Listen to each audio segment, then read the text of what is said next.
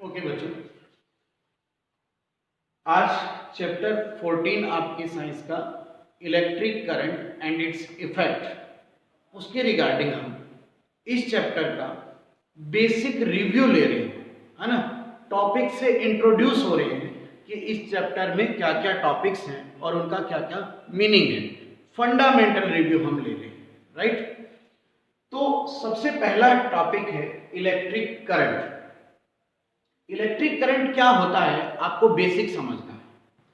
Electric current क्या है बेटा, कि जब भी कोई कंडक्टर के अंदर इलेक्ट्रॉन का फ्लो हो रहा है, किसका फ्लो हो रहा है? इलेक्ट्रॉन का फ्लो। तो किसी कंडक्टर में इलेक्ट्रॉन के फ्लो होने से ही इलेक्ट्रिक करंट प्रोड्यूस होता है। समझिए ध्यान से, जैसे कि ये वायर है, ठीक है, मेटल की वायर है। तो ये वायर यहां पर क्या हो गया? कंडक्टर हो गया। और इस वायर में ये इलेक्ट्रॉन का फ्लो हो रहा है, मतलब इलेक्ट्रॉन इस तरह से फ्लो कर रहे हैं। तो इलेक्ट्रॉन का फ्लो किसी कंडक्टर में जब होता है तो इलेक्ट्रिक करंट बनता है। तो क्या है electric current? Flow of electron, right. Electron के फ्लो को ही इलेक्ट्रिक करंट कहा जाता है। अब यहां पर एक वर्ड यूज हो गया कंडक्टर, और एक वर्ड यूज कर सकते हैं आप इंसुलेटर।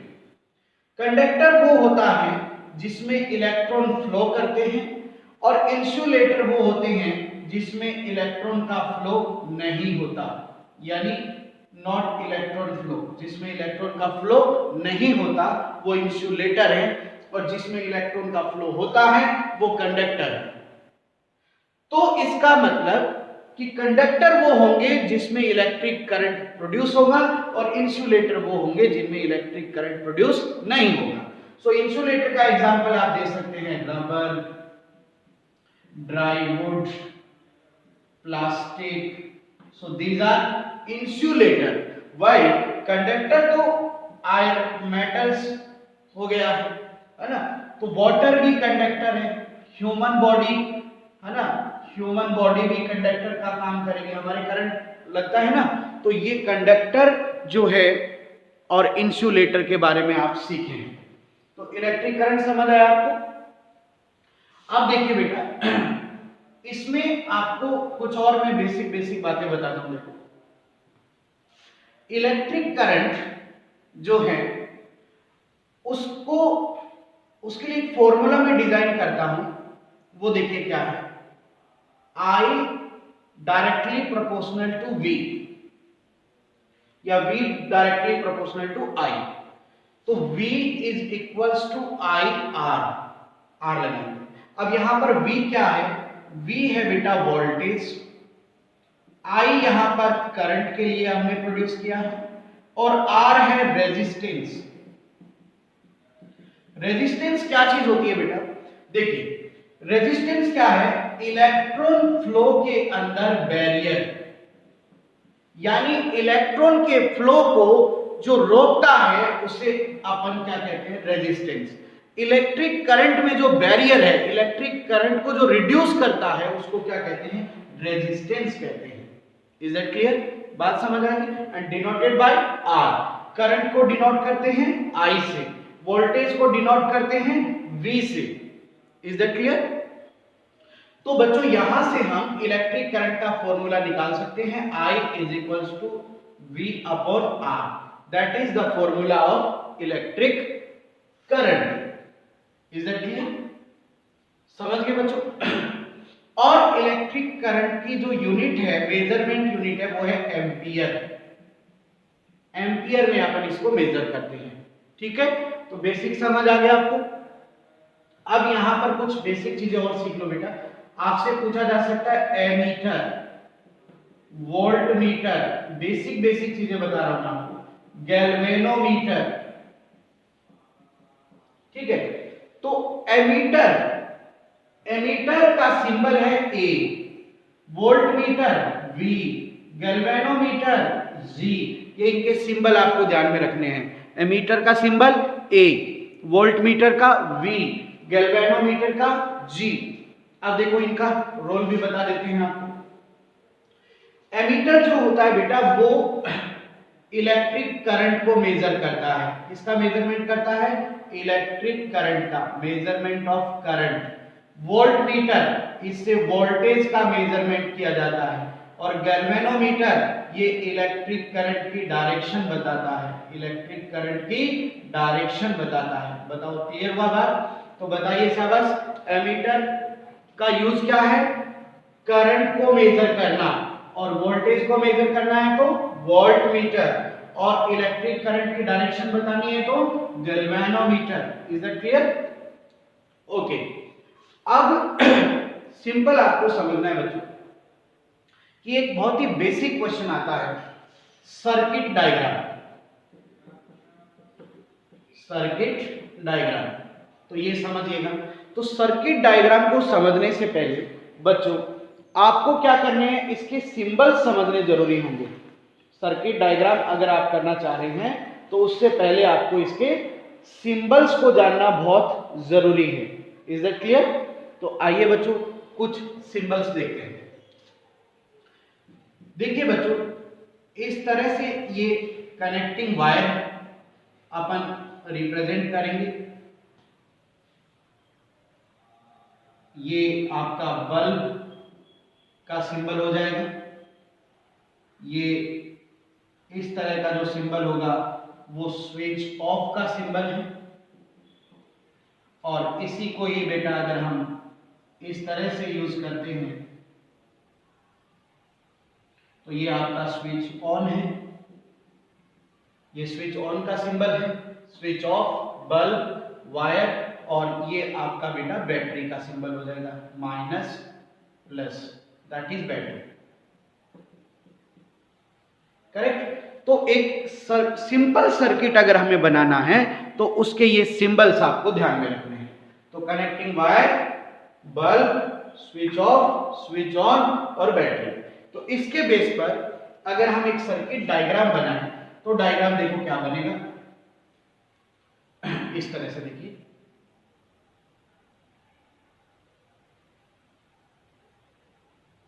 ये आपका बल्ब हो गया,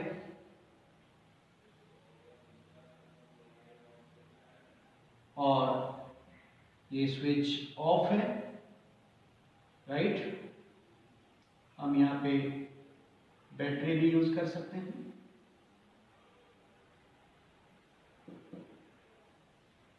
ये देखिए, ये आपका सर्किट डायग्राम बन गया, राइट।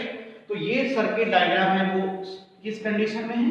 जब स्विच ऑफ है, मतलब इसमें कोई इलेक्ट्रिक करंट नहीं चल रहा। तो क्या बल्ब जल पाएगा? बल्ब नहीं जलेगा। लेकिन अगर हम इसको स्विच ऑन करते हैं तो ये वाला जो डायग्राम है वो किसका है बेटा? स्विच ऑन का है, और इस केस में बल्ब जल जाएगा, यानी लाइट प्रोड्यूस होगी। तो स्विच ऑन का मतलब है कि करंट फ्लो हो रहा है, और स्विच ऑफ का मतलब है कि करंट फ्लो नहीं हो रहा है। ठीक है? तो ये सिंपल है, मैंने आपको ऑनलाइन क्लास में बता भी दिया है, तो होपफुली आपको ये पूरा समझ में आ गया होगा। तो ये सर्किट डायग्राम है बेटा, अगर बनाना हो तो। इसी तरह आपके एनसीईआरटी में एक बैटरी की अरेंजमेंट भी दे रखी है, बैटरी की अरेंजमेंट, सेल की अरेंजमेंट। तो हमेशा ध्यान रखो बेटा कि जैसे ये सेल है या बैटरी जो भी हम बना रहे हैं यहाँ पर, इस तरह से ये सेल, तो एक एंड प्लस होगा, दूसरा एंड माइनस होगा। अब ये देखो, ये प्लस, ये माइनस, ये प्लस, ये माइनस, ठीक है ना। और यहां पर ये दूसरा जो है इसका ये प्लस, यानी माइनस प्लस से जुड़ेगा बेटा, माइनस प्लस से जुड़ेगा। और जो फ्री रहेगा, एक इधर वाला प्लस फ्री रहेगा, इधर वाला माइनस फ्री रहेगा, राइट। बात समझ आ रही है? ये वायर है, ठीक है ना। तो बैटरी की अरेंजमेंट हमेशा कैसे होगी कि इसका एक जो माइनस वाला एंड है वो किससे जुड़ेगा? प्लस वाले से, ठीक है। इस इधर देखो, माइनस वाला किससे जुड़ा? प्लस वाले से, और इधर प्लस एंड फ्री रहेगा और इधर माइनस एंड फ्री रहेगा। ये आपके बैटरी की अरेंजमेंट है, इस तरह से। करेक्ट? तो सर्किट डायग्राम सीख गए हैं, बैटरी की अरेंजमेंट भी आपने देखी। अब देखो इसके बाद जो इलेक्ट्रिक करंट है बेटा, अगर हम इलेक्ट्रिक करंट की बात करें तो इलेक्ट्रिक करंट के दो इफेक्ट इस चैप्टर में हम पढ़ेंगे, एक है हीटिंग इफेक्ट और एक है मैग्नेटिक इफेक्ट। एक हीटिंग इफेक्ट और एक मैग्नेटिक इफेक्ट। सबसे पहले हम हीटिंग इफेक्ट की बात करते हैं। देखिए क्या चीज, जैसे ये वायर है या कोई फिलामेंट है, इसके अंदर इलेक्ट्रॉन का फ्लो हो रहा है, इलेक्ट्रॉन का फ्लो हो रहा है। तो अब इलेक्ट्रॉन का फ्लो होगा तो इसके अंदर इलेक्ट्रिक करंट प्रोड्यूस होगी, और इस इलेक्ट्रिक करंट से या जब इलेक्ट्रॉन का फ्लो होता है इस वायर में, तो इससे क्या होती है बेटा, हीट रिलीज होती है। क्या रिलीज होती है? हीट रिलीज होती है। जब भी किसी वायर में, जब भी किसी कंडक्टर में, जब भी किसी मेटल में इलेक्ट्रॉन का फ्लो होता है तो वो हीट रिलीज करता है। क्या रिलीज करता है? हीट। हीट मतलब एनर्जी रिलीज करता है और इससे वो गर्म हो जाता है। इसी को कहते हैं हीटिंग इफेक्ट।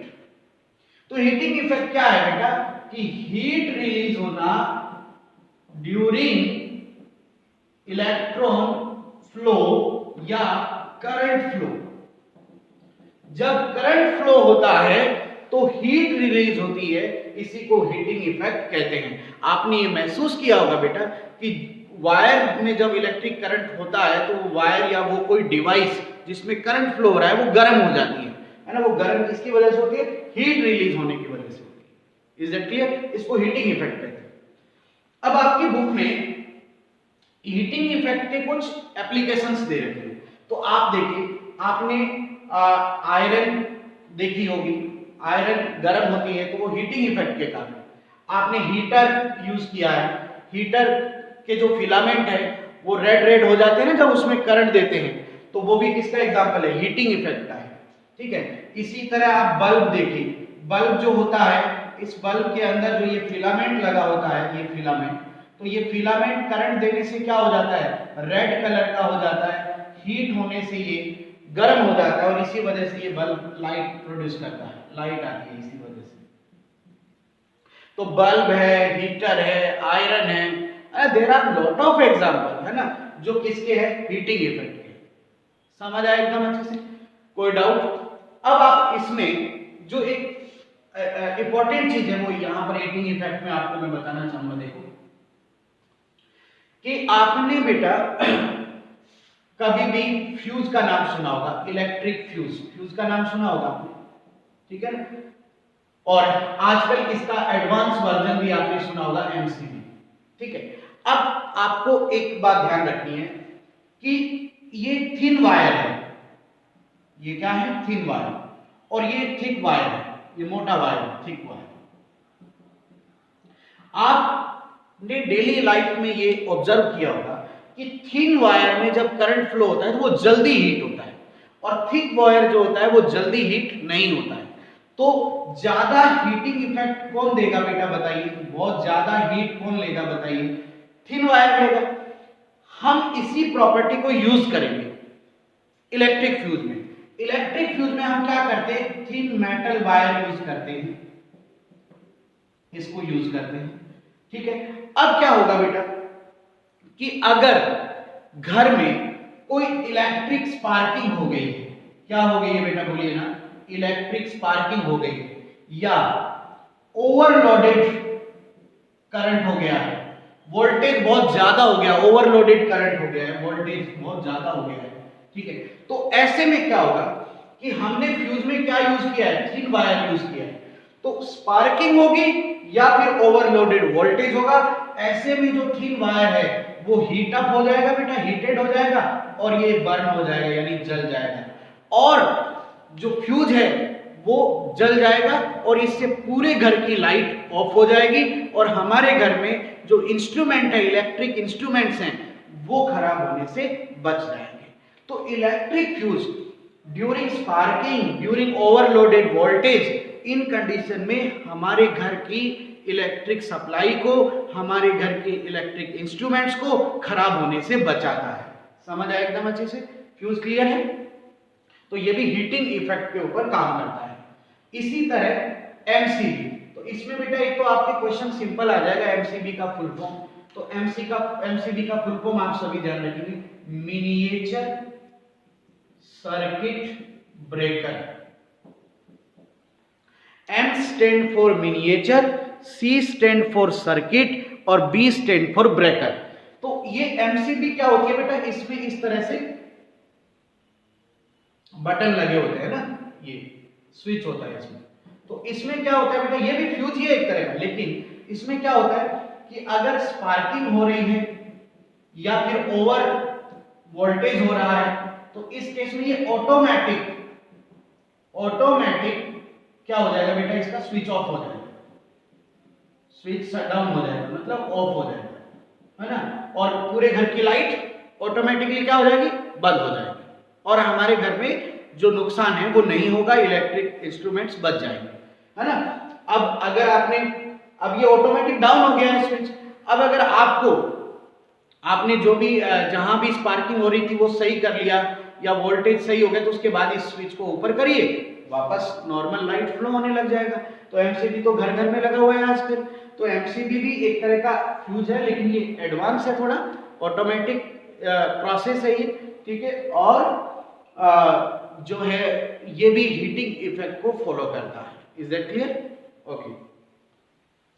इसके बाद एक और आपको थोड़ा सा अच्छी चीज बताते हैं। देखो आजकल एक बात चल रही है कि भाई पानी बचाओ, बिजली बचाओ, जीवन बचाओ, है ना। Save water, save electricity, save life, save forest, है ना, ऐसा चल रहा है। देखिए बच्चों, बल्ब जो होता है, इस बल्ब के अंदर ये फिलामेंट लगा होता है। क्या लगा होता है बेटा? फिलामेंट। अब ये फिलामेंट जब इस बल्ब में हम करंट देंगे तो ये फिलामेंट क्या होगा, हीट होगा, गर्म होगा, ठीक है। और ये हीट होगा तो ये देखो, एक तो लाइट देगा, वो तो ठीक बात है, बट इसके हीट होने से एनर्जी वेस्टेज होती है। क्या होती है बेटा, बोलो ना, एनर्जी वेस्टेज होती है। फिलामेंट के हीट होने से लाइट के साथ साथ कुछ एनर्जी भी क्या होती है, वेस्टेज होती है। इसलिए जो बल्ब है वो क्या करता है बेटा, ज्यादा इलेक्ट्रिसिटी कंज्यूम करता है ना। और लाइट के ज्यादा इलेक्ट्रिसिटी क्यों कंज्यूम करता है, क्योंकि इसमें एनर्जी का क्या होता है, वेस्टेज होता है, ठीक है। तो इसका ऑल्टरनेट, बल्ब आइडियल नहीं है, तो इसका ऑल्टरनेट हम क्या लेकर आए हैं बेटा, इसका ऑल्टरनेट हमारे पास क्या है, CFL। सुना होगा आपने LED या CFL, ट्यूबलाइट्स। ये क्या करती है बेटा, पहले तो CFL की फुल फॉर्म देखो, कॉम्पैक्ट फ्लूरोसेंट लैंप। तो ये जो CFL है, इसकी फुल फॉर्म जरूर याद रखना, कॉम्पैक्ट फ्लूरोसेंट लैंप। तो ये जो CFL है बेटा, ये CFL यूज करने का क्या फायदा होगा कि ये लाइट तो प्रोड्यूस करेगा, बट इससे एनर्जी लॉस नहीं होगा बेटा, नो एनर्जी या हीट लॉस, ये हीट लॉस नहीं करेगा। इससे इलेक्ट्रिसिटी सेव होगी, है ना, और लाइट भी मिलेगी। और आपने देखा होगा बल्ब की लाइट थोड़ी रेडिश कलर की होती है, क्योंकि वो फिलामेंट गर्म होता है तो हीट रिलीज करता है। और CFL की लाइट एकदम क्या होगी, व्हाइट लाइट होगी। समझ गए एकदम अच्छे से, क्योंकि इसमें बल्ब जैसा कोई फिलामेंट नहीं है। समझ आया एकदम अच्छे से। कॉम्पैक्ट फ्लूरोसेंट लैंप, ये इलेक्ट्रिसिटी को सेव करने के लिए यूज किया जाता है। तो बल्ब के रिप्लेस में आप क्या यूज कर सकते हैं, LED यूज कर सकते हैं, CFL यूज कर सकते हैं, ट्यूबलाइट्स यूज कर सकते हैं, क्योंकि ये तीनों हीट का लॉस नहीं करेंगे, एनर्जी का लॉस नहीं करेंगे, ठीक है बच्चों। तो ये हीटिंग इफेक्ट के बारे में कुछ मैंने बताया। अब देखो बच्चों, इसके अंदर एक और मैं थोड़ी सी बात बताऊंगा कि जो भी आप ये इलेक्ट्रिक डिवाइसेस ला रहे हैं या इंस्ट्रूमेंट लेके आ रहे हैं, इलेक्ट्रिक इंस्ट्रूमेंट, इसमें आपको एक बात ध्यान रखनी है कि इन सब पे ISI का सिंबल जरूर होना चाहिए। किसका सिंबल होना चाहिए, ISI का सिंबल होना चाहिए। ISI का सिंबल होने का मतलब है कि जो भी आपने इलेक्ट्रिक डिवाइसेस या इंस्ट्रूमेंट लिए हैं वो सेफ है।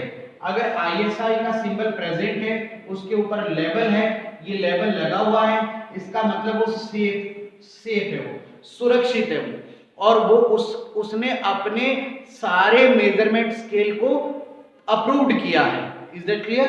अब ISI की फुल फॉर्म क्या है, देखो बेटा क्या है बताइए, Indian standard institution, Indian standard institution. लेकिन ये जो इसका नाम है वो 1 जनवरी 1987 में ये रीनेम हुआ और इसका अब नाम जो है ब्यूरो ऑफ इंडियन स्टैंडर्ड। तो पहले इसका नाम क्या था? Indian standard institution. आईएसआई का नाम क्या था?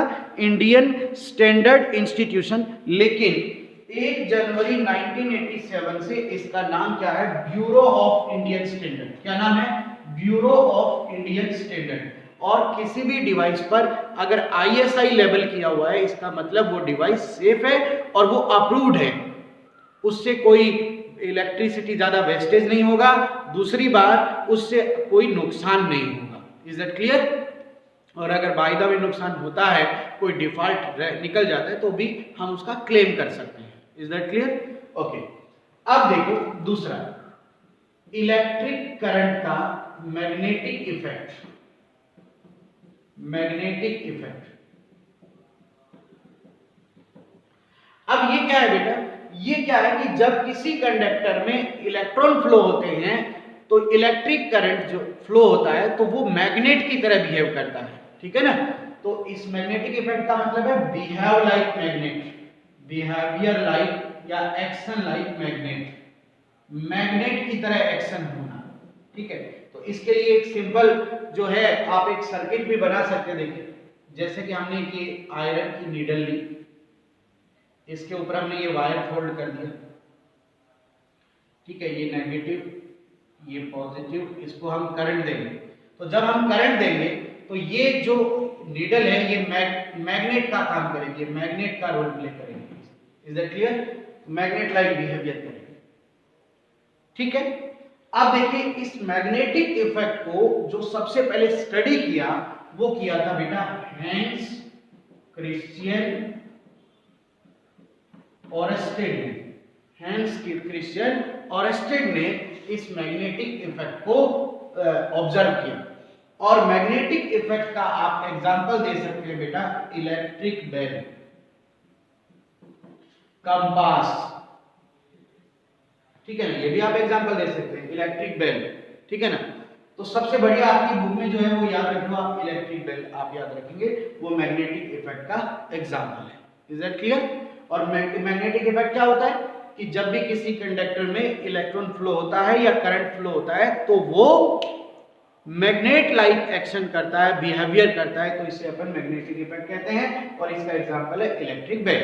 आपको एक काम करना पड़ेगा बेटा कि आपकी जो एनसीईआरटी टेक्स्ट बुक है उसमें इलेक्ट्रिक बेल का डायग्राम है, इस डायग्राम को आप अच्छे से देख लीजिए। Is that clear? समझ आया?